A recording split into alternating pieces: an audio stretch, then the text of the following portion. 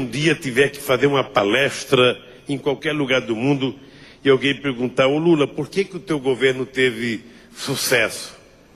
Eu vou dizer: porque nós fizemos o óbvio.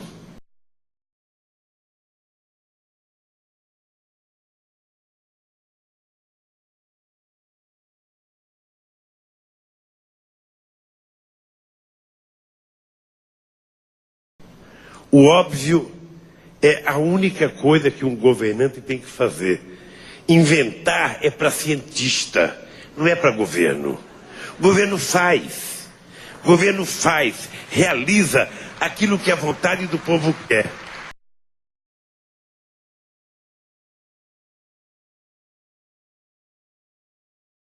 Juca, com essa premiação, o que vocês conseguiram mostrar com tudo que eu vi aqui foi que vale a pena, Juquinha, a gente ter orgulho de ser brasileiro, a gente ter orgulho de ser feio, de ser bonito, de ser preto, de ser branco, de ser índio, de não ser índio, mas vale a pena a gente acreditar em nós mesmos.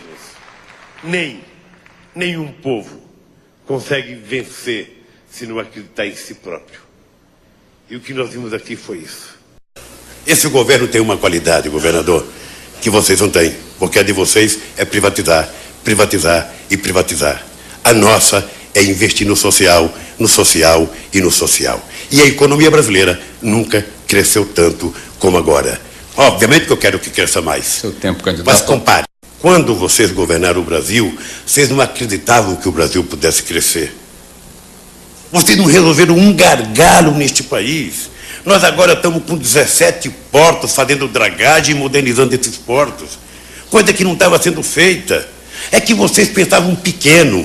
Vocês pensavam o Brasil apenas exportando para os Estados Unidos, para a União Europeia. E eu quero o Brasil exportando para o mundo inteiro. O fato concreto e objetivo é que o Brasil melhorou.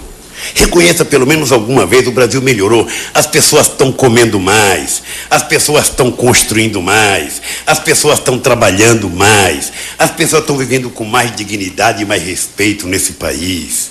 Os pobres desse país deixaram de ser coadjuvantes para bater palma para candidato. Eles estão hoje tendo acesso às coisas que eles não tinham. Reconheça isso, é incorreto, e você deveria valorizar, para não ser saudosista, para não ser daqueles que ficam achando: bom, nós precisamos bater na Bolívia, precisamos bater na Venezuela, precisamos bater na Argentina, e só podemos aceitar o que os Estados Unidos quer.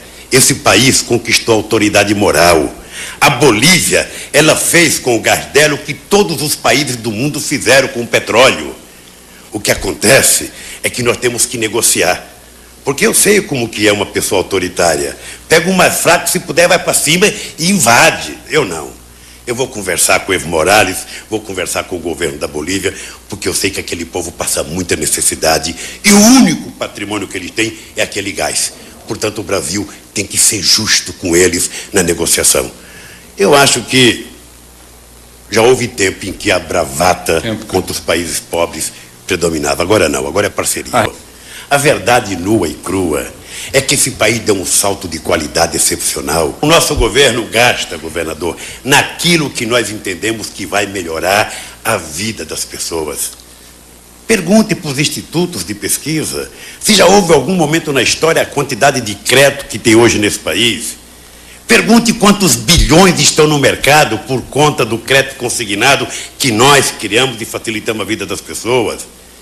Pergunto o que foi a aprovação do Estatuto do Idoso, que durante 12 anos vocês não aprovaram e nós aprovamos em apenas 2 anos e meio de governo. Esse governo tem uma qualidade, governador, que vocês não têm, porque a de vocês é privatizar, privatizar e privatizar.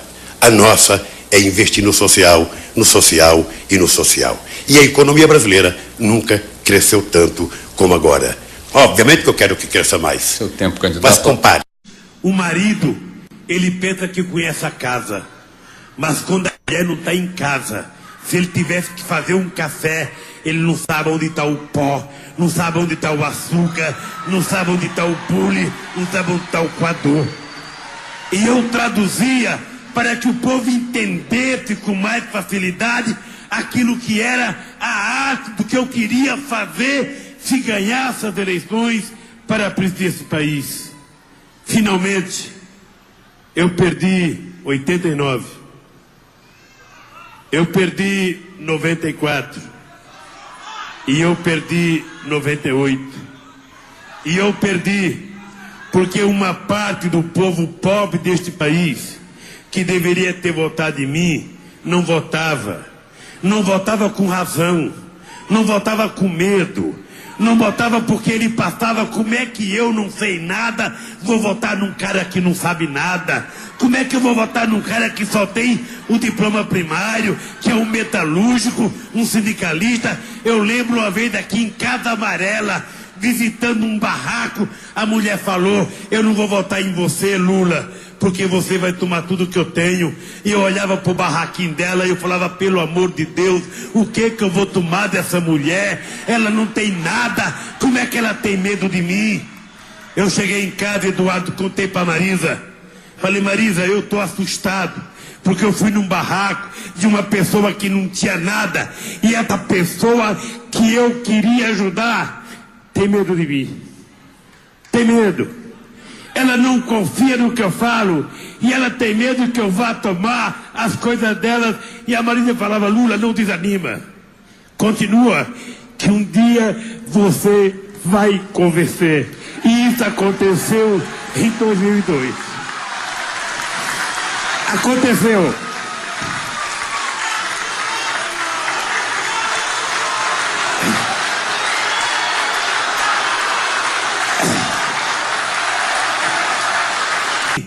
Eu descobri que eu tinha que provar a mim mesmo que eu tinha competência. E eu tinha que provar a mim mesmo que eu não podia falhar. Porque se eu falhasse, não era o Lula que tinha falhado. Porque se eu falhasse sozinho, não tinha importância nenhuma. Acabou o Lula, vem outro. É que se eu falhasse, quem falhava seria a classe trabalhadora, seriam os pobres desse país que iriam provar que não tinham competência para governar. E aí, tomei como decisão não falhar. E trabalhei. Eu duvido que tenha um presidente da República deste país que tenha trabalhado o tanto que eu trabalhei, que tenha viajado o tanto que viajei, que tenha cumprimentado as pessoas o tanto que eu cumprimentei. E não faço isso à toa. Faço isso porque eu quero sentir o pulsar do coração, da alma e da mente de cada mulher e de cada criança desse país. Cada coisa que nós conquistamos nesse país foi às custas de muito trabalho. A doença pior que existe na humanidade é o preconceito. E eu sei quanto preconceito eu fui vítima nesse país. Hoje eu brinco com preconceito. Hoje eu falo menos laranja, as pessoas acham engraçado. Mas quando eu falava em 89, eu era um anarfa. Porque a ignorância do que me achava anarfa era de confundir a inteligência com o conhecimento e o aprendizado no banco da escolaridade. A ignorância de algumas pessoas que achavam que só tinha valor aquilo que vinha de fora. É americano, é maravilhoso. É europeu, é extraordinário. É chinês, é fantástico. É japonês, é não sei o que lá. E se comportavam como se fossem cidadãos de segunda classe ou verdadeiros vira-latas que não te respeitavam e que não tinha autoestima por si mesmo. Ah, quantas vezes me disseram, eu lembro, Zeca, como se fosse hoje. Uma vez eu estava almoçando na Folha de São Paulo e o diretor da Folha de São Paulo perguntou para mim: escuta aqui, ô candidato, o senhor fala inglês? Eu falei: não. Como é que você quer governar o Brasil se você não fala inglês? Eu falei: mas eu vou arrumar um tradutor. Mas assim não é possível. Não é possível. O Brasil precisa ter um presidente que fala inglês. E eu perguntei para ele: alguém já perguntou se o Bill Clinton fala português?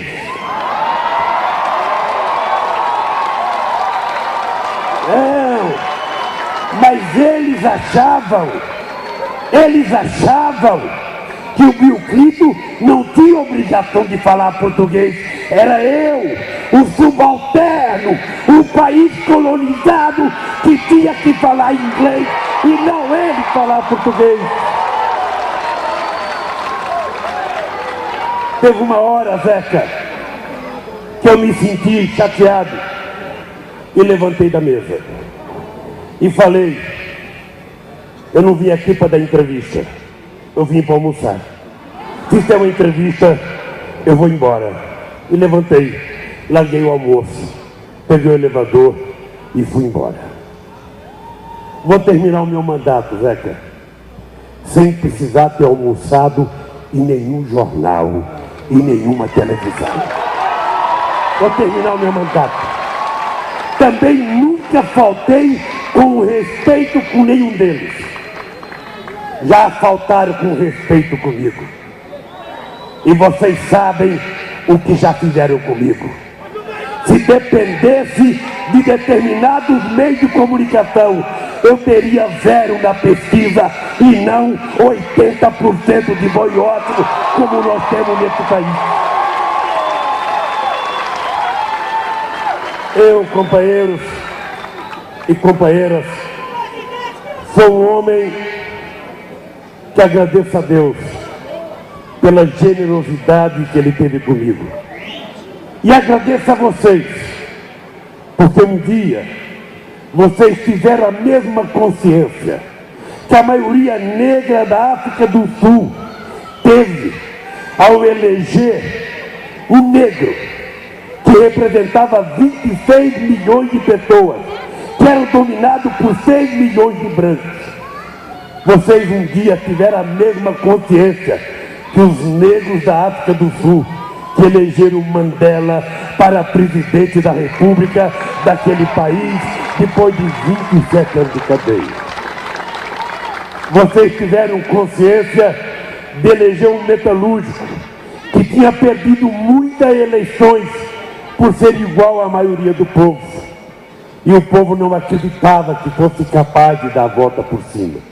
O povo não acreditava, porque nós aprendemos a vida inteira que nós éramos seres inferiores, que para governar este país tinha que ser um mineiro, tinha que ser fazendeiro, tinha que ser advogado, tinha que ser empresário, tinha que ser doutor e mais doutor.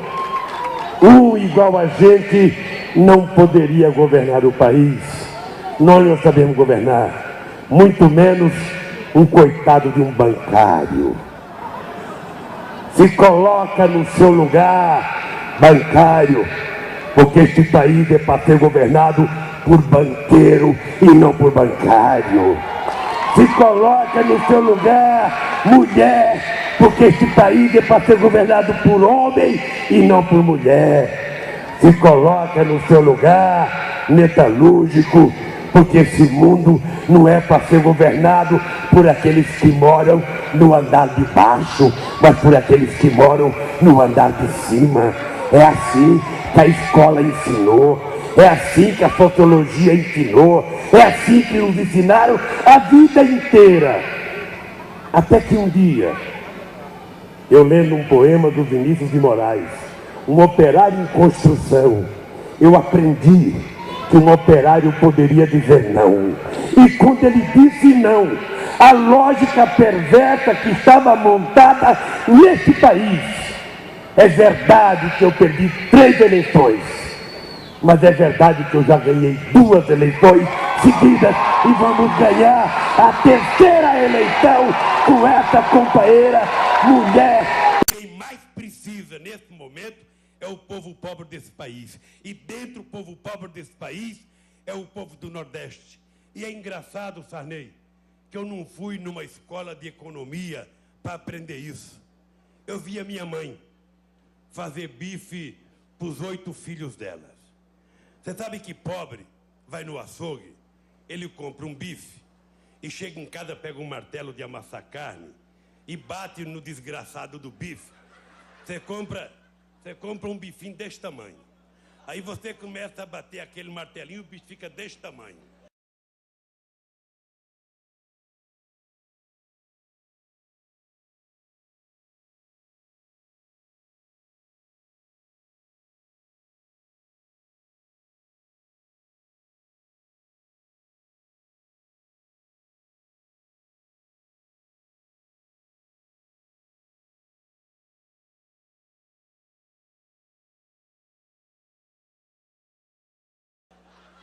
Mas fica parecendo um gilete de fininho. Aí, o que acontece? Uma mãe, ela não dá um bife maior para um ou para outro. Não adianta o Lula, que era o caçula, ficar com dengo achando que ia ganhar mais. Não. A mãe, ela dá para todos o mesmo pedaço e o mesmo tamanho. Ninguém vai comer dois se não tiver dois para todo mundo. Como é que ela faz? Se tiver um doentezinho, é aquele que ela faz um dengue maior ou dá uma coisa maior. Então, para governar este país, é preciso que a gente tenha muita sabedoria, mas é preciso que a gente utilize muitas vezes muito mais a sabedoria do sentimento, a sabedoria de uma mãe, a sabedoria de um pai, a sabedoria de um coração, do que aquilo que a gente aprende na faculdade. Aquilo é bom para certas coisas, mas ninguém ensina a gente gostar de povo. Ninguém ensina a gente ter sensibilidade. Isso vem da alma da gente olhar no olho de um companheiro e compreender qual é o drama do companheiro, compreender qual é o drama de uma companheira. Isso a gente não aprende na escola. Lamentavelmente, não tem curso para isso. Essa é uma coisa que é a química entre a espécie humana. E essa química só é possível em quem tem sentimento no seu coração, em quem tem coragem. Sarney nunca tenha vergonha de chorar de público. Um dos sentimentos mais puro que um ser humano pode ter, é não ter vergonha de dizer que ele está emocionado e está chorando por conta das emoções dele. Eu